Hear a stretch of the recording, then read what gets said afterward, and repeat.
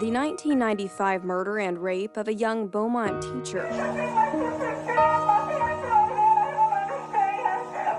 Her body found in her bathroom by her family. Okay, calm down. Okay, who's your sister? Beaumont police investigated, but for a quarter of a century, no one knew who killed her. Judge Wortham asked us to look into the unsolved homicide of Mary Catherine Edwards. Again, probably 2014, 2015 time frame. And he had been in contact with a new lab called Othram that was doing phenomenal things with DNA testing. You know, it just took a long time for both of us to be able to get the time, and then myself being moved into the cold case team allowed me more time to work on that on a full-time basis. Now retired Texas Ranger Brandon Bess will tell you this was an example of a very thorough investigation by the Beaumont Police Department. They would have to rework the case from the beginning. But one thing had changed over the course of 30 years: DNA technology. In Catherine's case, that was it. Talking to people, doing interviews, reading all the reports, pulling old newspaper articles, pulling, everything that we could from that time. And of course, the retesting of evidence was the biggie. It was challenging with the evidence because there were some private labs and things like that were used back in the day, but they did great chain of custody, so we were able to keep track of all those things.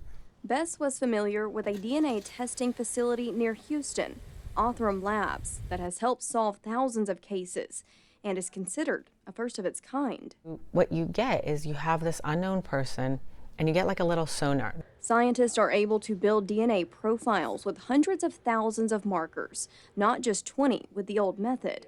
Evidence was collected from Edwards's comforter and swabs from her body, and then uploaded into a database where Othram is able to identify distant relationships with advanced technology. They're this far away from this person, they're this far away from this person, this far away from this person, and you can quickly start to put that person on a family tree. Scientists create a genetic sequence, in return creating an advanced DNA profile. Now detectives needed to search for their suspect again, and they would do that through genetic genealogy. And then as it evolved, and recently we're able to do whole genetic profiles and be able to extract very minute, specific information from the DNA. Detective Tina Llewellyn says she and her husband spent countless hours connecting the dots, starting with over 7,000 possible hits based on their profile. So this case was extremely challenging because a lot of people of Cajun descent are related to each other in more than one way. And so we would have matches, we would work that tree up, see where they matched each other. We'd work that tree out and our suspect wasn't there. Well, we'd have to say, how else are these two matches also related to each other? So if we go up another 2 generations, we see that they're also related to each other through this great-great-grandparent. So work that tree out, and then that's how we found our suspect. They went from door to door collecting DNA samples and were finally able to narrow it down to 2 men who fit their profile. Happened to run Clayton's name first and discovered the sexual assault that happened back in the early 80s. That next day I got with our records clerks and got a copy of that old report, and a lot of similarities in that case matched similarities in the Edwards case. Ohio investigators, where Foreman was living at the time, did what's called a trash pull from his garbage, confirming he was their suspect. Detective Aaron Llewellyn and Ranger Bess flew to Ohio within days to question him for the very first time. And we found a picture of a wedding picture that she and her sister, Allison, were actually in your wedding. Right. And other than Edwards being in his wedding, Foreman denies really knowing her or knowing she had even been murdered.